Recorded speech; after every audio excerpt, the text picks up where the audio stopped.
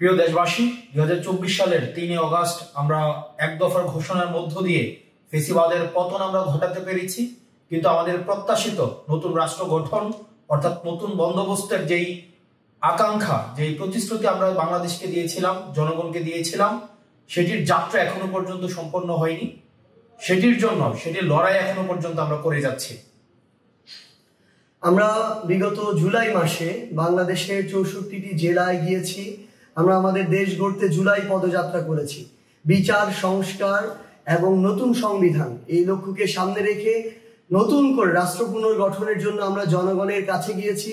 সাধারণ মানুষের আশা আকাঙ্ক্ষার কথা শুনেছি।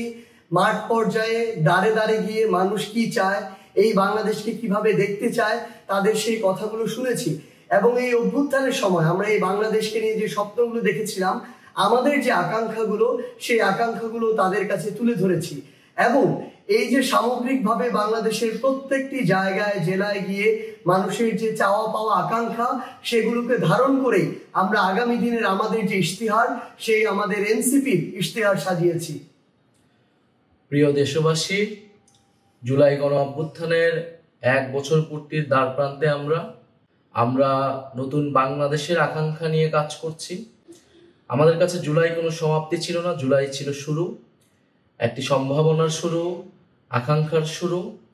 এই 1 বছর হয়তো আমাদের অনেক অপ্রাপ্তি রয়েছে, অনেক হতাশা রয়েছে, কিন্তু আমরা মনে করি যদি আমরা ঐক্যবদ্ধ থাকি, যদি আমাদের ভিতরে সেই স্বপ্নের বীজ এখনো থাকে, আমরা আমাদের সেই আকাঙ্ক্ষিত বাংলাদেশ গড়ে তুলতে পারবো।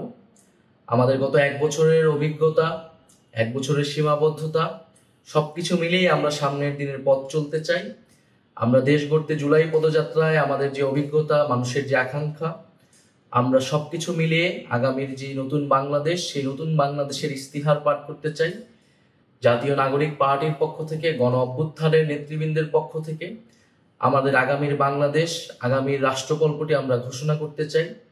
যেই তরুণ প্রজন্ম, এই বাংলাদেশের মানুষ কিরকম বাংলাদেশ দেখতে চায়, আমাদের বাংলাদেশটা কিরকম হবে, আমরা যেই নাগরিক মর্যাদার বাংলাদেশের কথা বলি, বৈষম্যহীন গণতান্ত্রিক বাংলাদেশের কথা বলি, যেই দায় ও দরদের রাজনীতির কথা বলি, আমাদের শিক্ষা, স্বাস্থ্য, কর্মসংস্থান থেকে শুরু করে বাংলাদেশের যে সমস্যাগুলো রয়েছে, সেই সমস্যা সমাধানের উপকল্পটি কি হবে, আমরা সেই রাজনীতির রূপকল্পটি আমাদের ভবিষ্যৎ কর্মসূচিটি আমরা প্রকাশ করতে যাচ্ছি। এবং এর মধ্য দিয়ে আমরা আমাদের জুলাই পদযাত্রার পরিসমাপ্তি টানতে যাচ্ছি এবং 3রা আগস্ট 1 দফার যেই নতুন বন্দোবস্ত এবং ফ্যাসিবাদী ব্যবস্থার বিলোপ, সেই দিনটিকে স্মরণ করতে যাচ্ছি। আপনাদের কাছে উদ্যত আহ্বান, আপনারা ঢাকা আসুন, শহীদ মিনারে এসে যোগ দিন এবং আমাদের সাথে থাকুন, আমাদের প্রতি সেই আস্থাটি রাখুন। আমরা গণ অভ্যুত্থানে আপনাদের আস্থার প্রতীক হয়েছিলাম। আমরা আপনাদের সেই আস্থা ধরে রেখে বাংলাদেশ বিনির্মাণে জনগণের পক্ষে, বাংলাদেশের স্বাধীনতা, সার্বভৌমত্ব এবং নাগরিক মর্যাদা প্রতিষ্ঠার জন্য আমাদের যে লড়াই, সেই লড়াই চালিয়ে যেতে চাই।